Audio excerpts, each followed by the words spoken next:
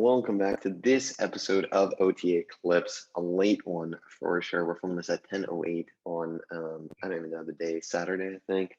Day Yeah. two of March Madness. Yeah, it's not in the books yet. There are 3 games going on right now. Gonzaga is blowing out Norfolk State, UCLA, BYU in a close one, and Texas and Abilene Christian are set to tip off in a few minutes. So that's exciting, but we're going to be breaking down day 2 of March Madness today. A lot happened, some big upsets, a little more relaxed though in terms of seeds.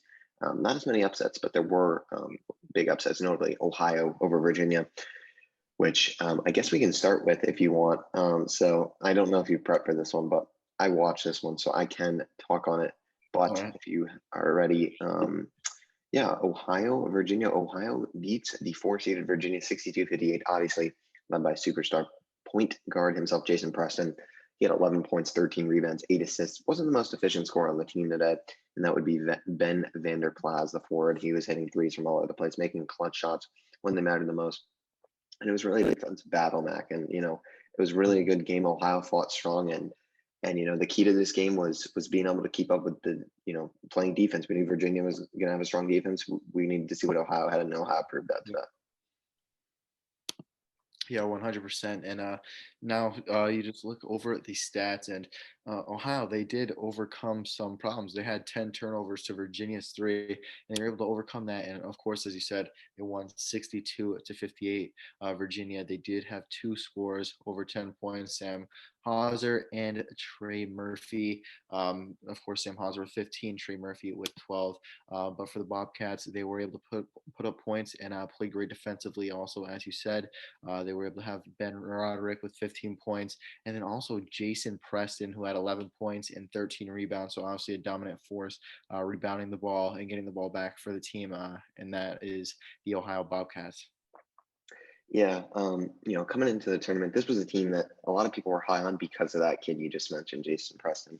And I'm super high on the kid. You look at his story; it's so great. He had a huge game against Illinois when they lost by 3, and he's just a stud at the end of the day. When you think of a LaMelo Ball, the tournament, you obviously the top mind when you think of these kind of guys is Cade Cunningham, but Jason Preston's up there as well, and he proved that today with his almost near triple double against Virginia. And he's just a star all around. He doesn't have to be scoring the basketball to be efficient. He had 13 rebounds and 8 assists. This guy was the most efficient player on the court, and this is why the Ohio Bobcats were a team that were looked at as a huge upset potential. And also now moving on, they play a Creighton team that really looked dead. I believe they're scheduled to play Creighton next. I will confirm that. Yeah, they're playing Creighton next, and Creighton just looked dead. I mean, Creighton, we can jump in that game as well right now. Creighton, they beat, UCSB by 1 point, and I mean, they were just a mess all over the place. I mean, you obviously look at it, team stats wise. I mean, they shot 7 free throws, but they shot 28% from 3, and Creighton's kind of been known for their shooting historically. Kyle Korver, he obviously went to Creighton, that's his college. Creighton's been a good shooting team, and they weren't able to get it done. They had struggled rebounding the ball, turnovers, not that bad, but at the end of the day, Creighton was not really efficient in playing a UCSB team that really isn't too dominant, but it was close to the very end. I mean, this game was down to the final seconds. Yeah, it was. And you're talking about a guy in Christian Bishop who went to the line with 16 seconds left.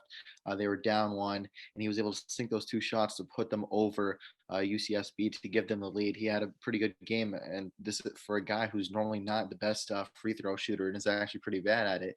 And he finished with 15 points and 11 rebounds. And then for UCSB, Ja'Cory McLaughlin, he finished with 13 points, and in the last, they started off fast and made 9 of their first 12 shots and took a 23-15 lead. But after having a 6-point lead in the second half, they tried to run the clock to shorten the game, but they couldn't get too many good looks down the stretch. And Creighton, in the end, they did come out, and they were a little bit lucky in the end, but they did end up getting this win, as you said. Yeah, I think this was UCSB's game, to be honest, and that they lost this. Creighton didn't win this game in my eyes. UCSB, they just really had problems shooting the 3-point ball, 5 for 21, and they couldn't get it going for a long time. I believe that there was a stat I saw while watching. They started 1 for 1, they made their first shot, but then they proceeded to go like 1 for 12, 1 for 13, something in that range from 3. And that's just unacceptable. In a 1-point game, that's going to cost you. They shot the ball relatively well from the free throw line, 77%. That's all you can ask for from those guys. And, you got to make your 3 pointers at the end of the day. You're not going to be upsetting a team when you're a 12 seed if you're not hitting your shots. And that's what we saw with Ohio. They hit the shots when it mattered. You saw Vanderplas, making his threes. They made threes when it mattered. And UCSB just couldn't do that. They obviously had some clutch shots that made it and kept it close. But there were just many times where they had wide open looks and they were just missing. And it was a missed effort on their end.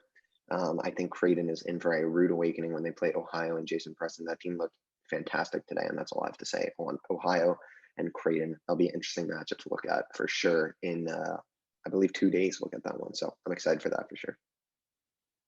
Yep, of course. We'll be putting out these daily episodes, and we got the ASMR episode today. And you mentioned the poor 3-point shooting, and you're looking at another game, and this is CG versus Florida State. And Florida State, they came out with the win, 64-54, but they were 0 for 9 shooting from three. They were 0 for 9 shooting from three, and they were still able to finish with 50 and shooting 52% overall. So FSU, a bit of a struggle there from three, of course, 0 for 9. But then you're looking even on the other side, where they couldn't even shoot from three as well either. And this is UNCG when they were 7 for 27 from three. So overall, this game was definitely not about the threes. But Florida State, you have players like Raekwon Gray who scored 17 points. And then with just under 5 minutes left, the UNCG was down 1 point. But FSU was able to hold them scoreless for nearly 4 minutes after that. And that's when you really saw them make that run. And they ultimately ended up winning this game. Yeah. I think this just shows how much better Florida State at the end of the day was than UNC Greensboro. 0 for 9 from three, like you said, they didn't make a shot, and their best player, arguably on their team, Scotty Barnes, had 4 points on the team in this game. So Scotty Barnes was really held in check, which you don't see too often. He's been pretty dominant this year, but he had a rough game, and you can attribute their poor shooting, but in total they shot 52% from field goals, yeah, or from the field. So it really Mhm. wasn't bad shooting day in general. It's just from three they couldn't hit a shot, and UNC Greensboro had their chances. They had the ability to win this. They won the turnover battle by 5 turnovers. So, looking at it, UNC Greensboro should have been in this, but Florida State is just at the end of the day a much better team at the end of the day. Won this game by 10 points without making a single 3-pointer and losing the turnover battle. It just showed the clear discrepancy in skill between these teams, and that UNC Greensboro was just at the end of the day not going to be able to beat Florida State today, no matter how Florida State came out. Because in my eyes, this was a very below average performance from Florida State, and they were still able to get a double-digit victory. So impressive in that regard, but Florida State is going to have to step up for sure for, I believe, their matchup against the number 5 seed Colorado, who he looked good today. Let me tell you, Mac. A They were on huge win fire. over Georgetown. A lot of people were picking this game as an upset. Did not go that way at all. 96-73. Colorado was up 24 at the half, which was more points than Georgetown had in the first half. So that was pretty impressive, to say the least. But Colorado, you can look at a lot of ways, but superstar play from Jabari Walker off the bench, 24 points in 20 minutes. Mac, what do you think of this performance from Colorado and almost dropping 100 points in a college game? Pretty impressive. I mean, talk about an offensive game. I mean, you're looking at guys like Jabari Walker, who went 5 for 5 from three, and this team made 16 3-pointers and shot 64%.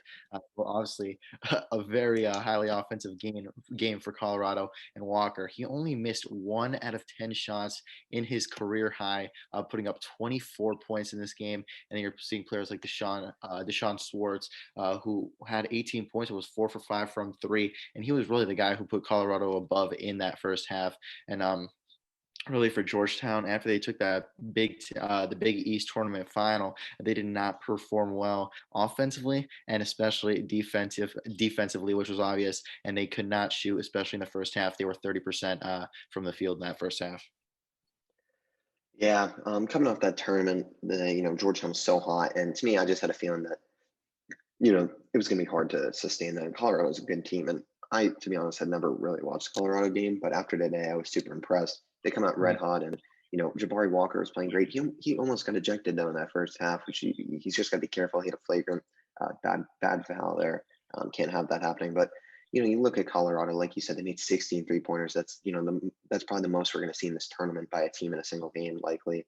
Mhm. Um, you know, eh, their ability to shoot the ball is incredible, and credit to their guard play as well. You mentioned Deshaun Schwartz, McKinley Wright, the fourth as well, 12 points, 13 assists, 5 rebounds, all around good player. you look at these guards who are doing it.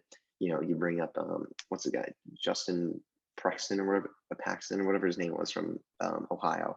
I forget his name for some reason. I'm sorry.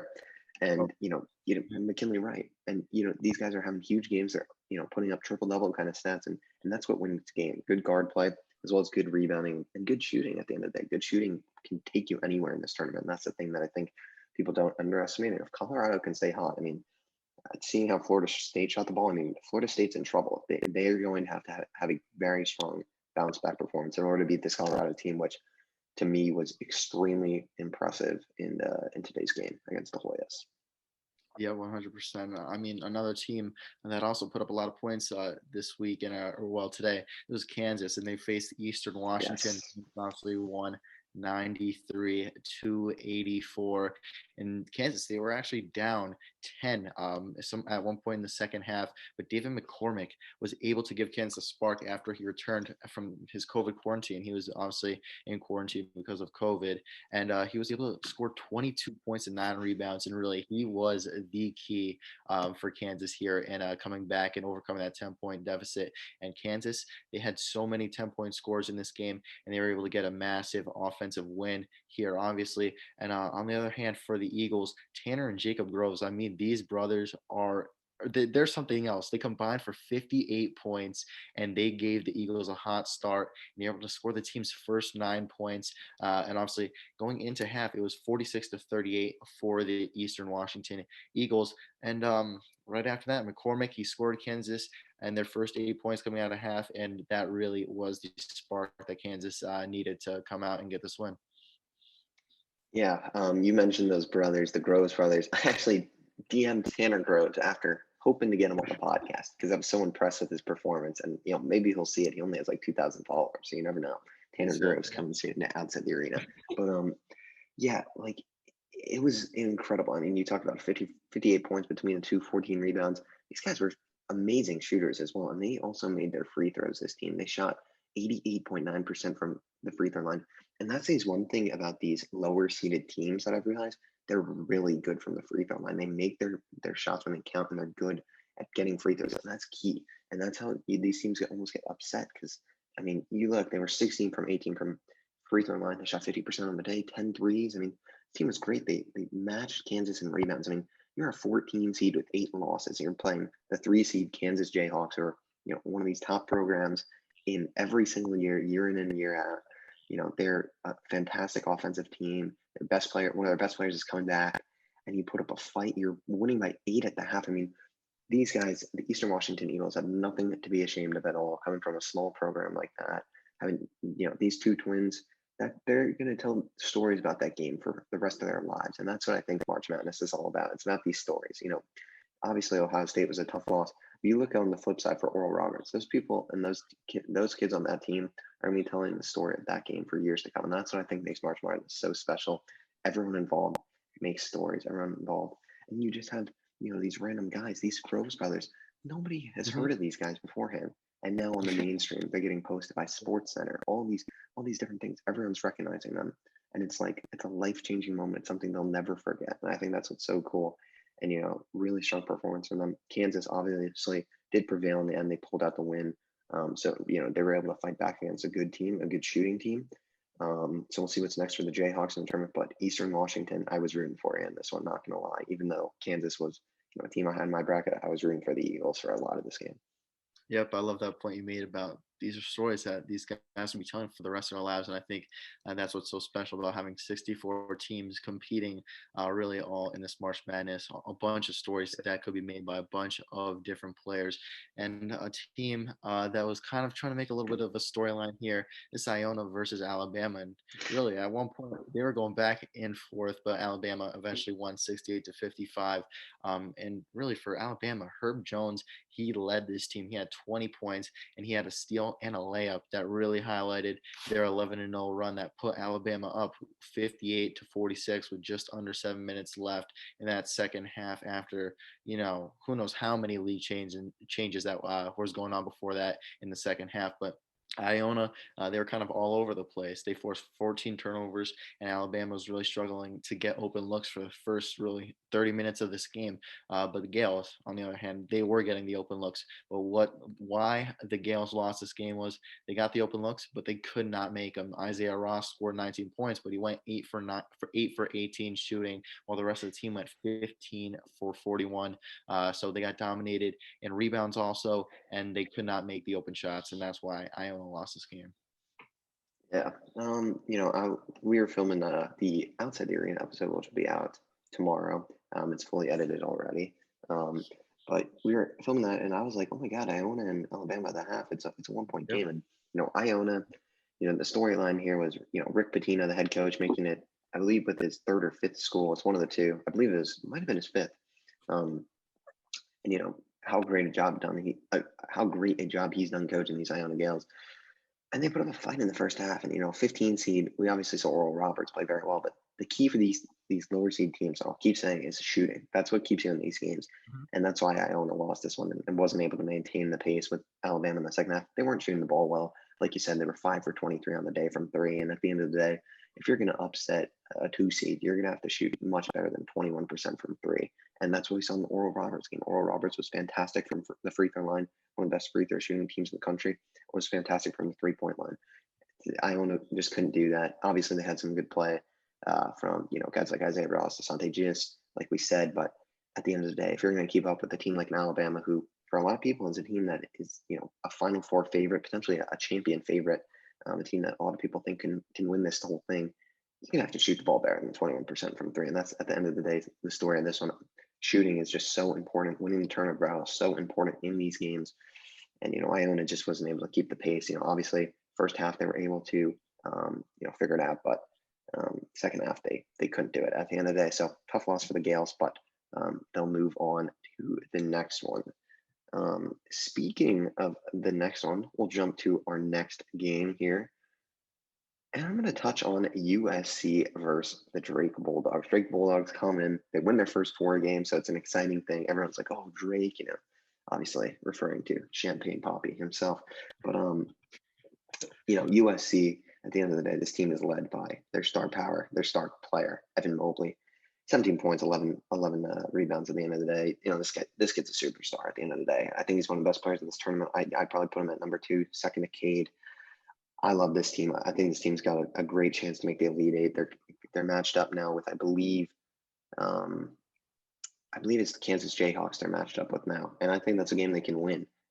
You look at this team, first half, they were a little slow. Defensively, they were a little discombobulated. They gave up 37 points to the Drake Bulldogs. Second half, they got it under control. They gave 19 points, and we started to see the tides turn. Obviously, USC, not the best from the free throw line at 53%. They got to improve on that to beat a team like the Kansas Jayhawks for sure. But you talk about turnover battle, they didn't win. They just didn't foul that much. Only 10 fouls on the day, so that's going to be key. Keeping teams out of the bonus in these things is huge. The bonus can really hurt you if you get into ugly situations early. Giving teams free throws on basic blocking fouls and reaches and stuff like that. That's going to hurt you. So USC can do a better job from the free throw line. Shooting wasn't too good, but they were just overall a better team in the paint. They're just very dominant. Evan and Isaiah Mobley, 32 points combined, and then Taj Eddy. I don't know if that's how you pronounce his name, but we're not great at that. So 9 points, 10 assists, 6 rebounds.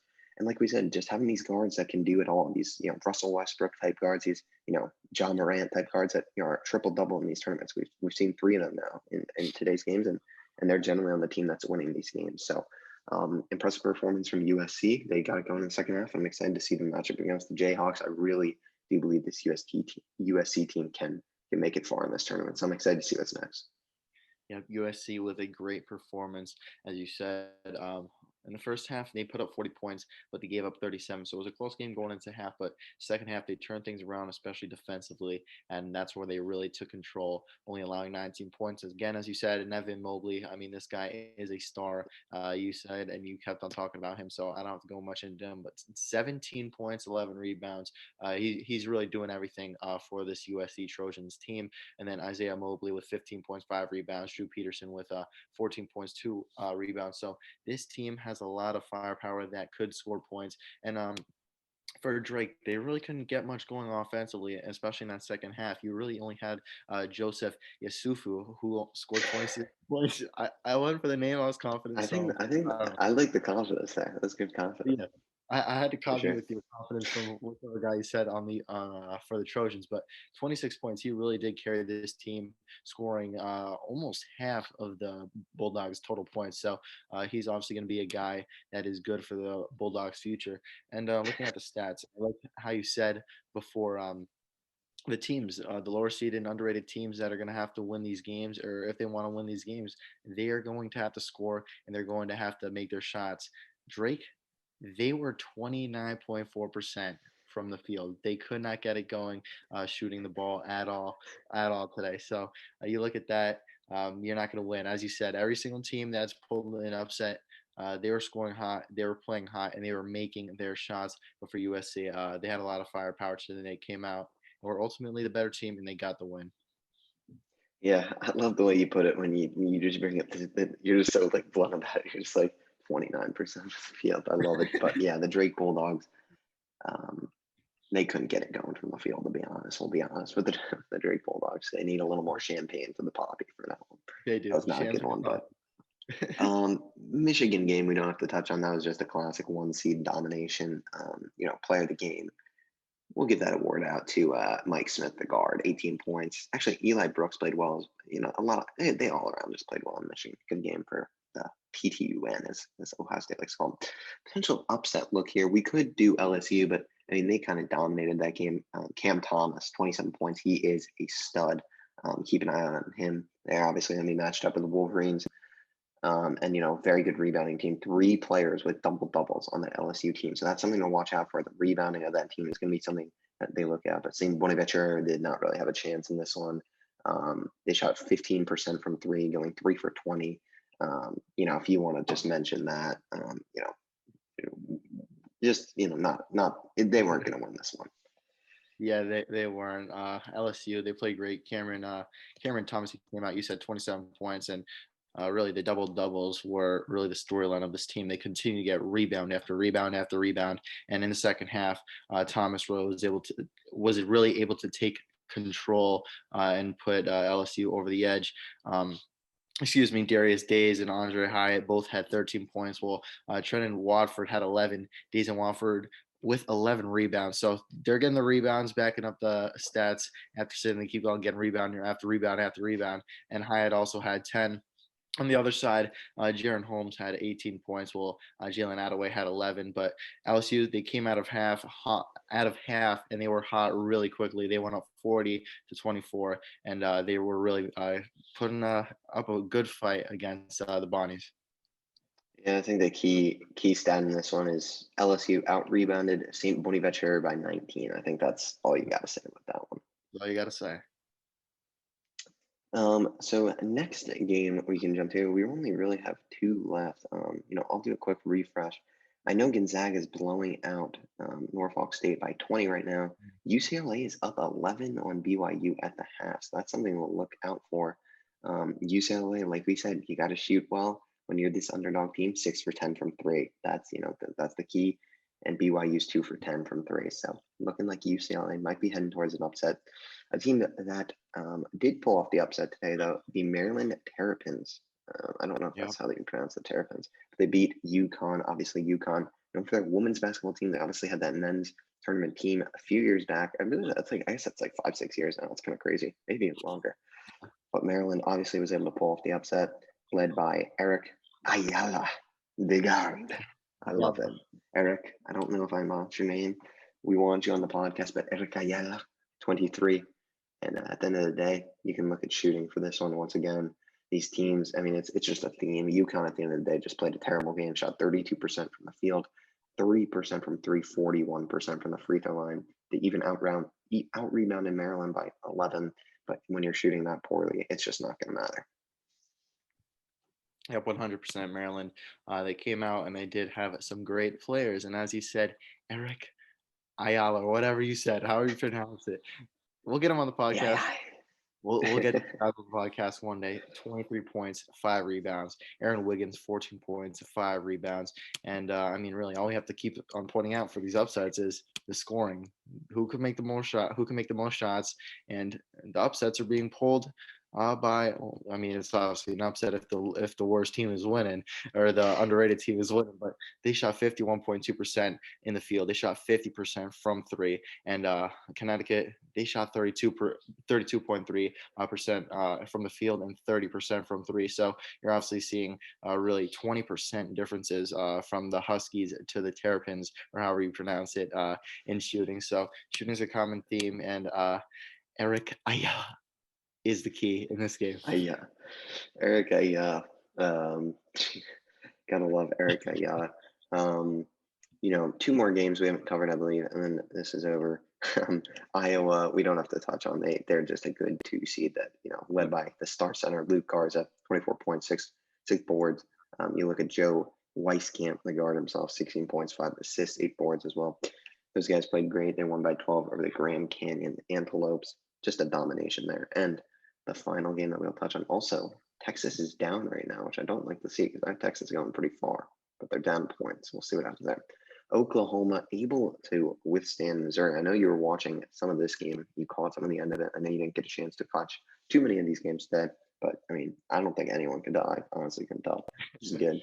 I mean, you watch the highlights and stuff, but I don't know why I'm talking about this, but it's getting late. We're gonna wrap this up. So let's talk about Oklahoma, Missouri. Mac, what are your thoughts on this game? Yep, Oklahoma obviously came out with the win. Missouri came out with the loss, and this game really came down to they Oklahoma came out with the win. Missouri came out with the loss. Let's quote them. we just have to clarify. Italy over here, so you don't know what the viewers what's going That's a on good in their one. minds. So, but Missouri, they put up two straight threes, and they really got this game closed in the last few minutes. About Oklahoma, well, excuse me, Missouri, they fouled Oklahoma.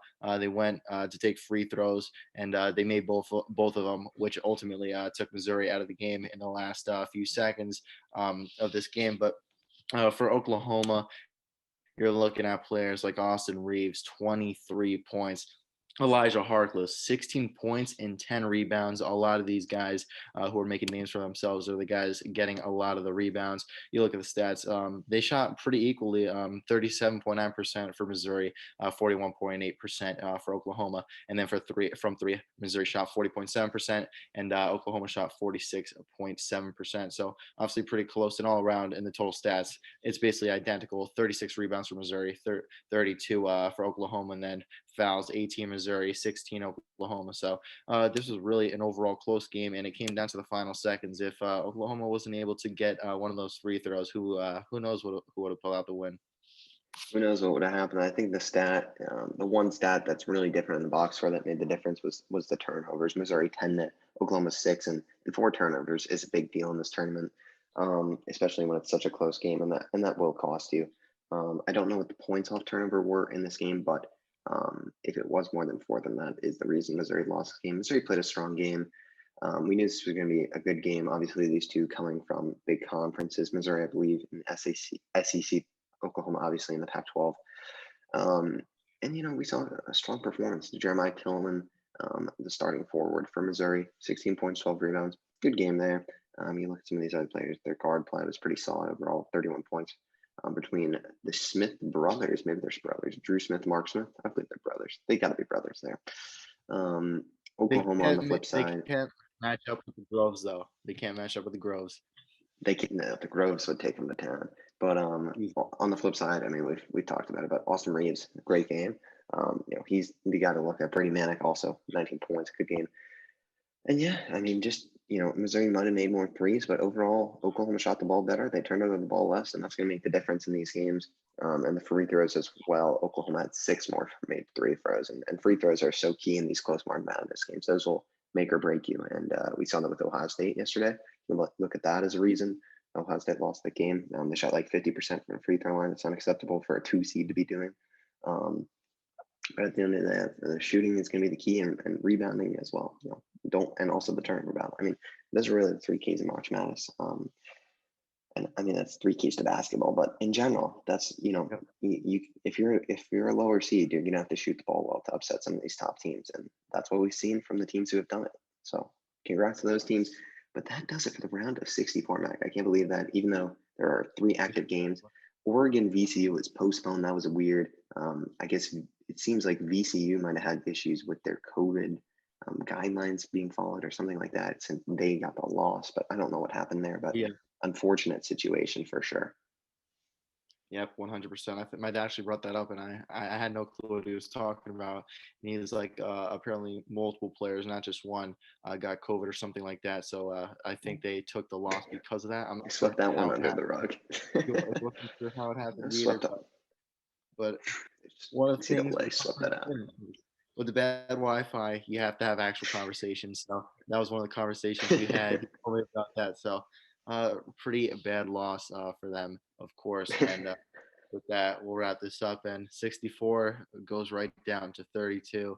And a lot of these games are going to get really good in upcoming days. So make sure you all stay tuned for that. Of course, we're going to be posting every single day, no matter if it's at 12 a.m., 12 p.m. We're going to get it out for you guys. Yeah. As always, we thank you all for watching. Make sure to like, comment, and subscribe, not only on OTA Clips, but on our main channel, Outside the Arena, which is also on YouTube. You could also check us out on Outside the Arena on Apple Podcasts and Spotify. Make sure to subscribe to us there. And also follow us on our Instagrams. My Instagram is mac.rommel. Griffin's Instagram is, Griffin Senyek. and our podcast Instagram is Outside the Arena Podcast. As always, we hope you all stay safe, and we'll see you all tomorrow.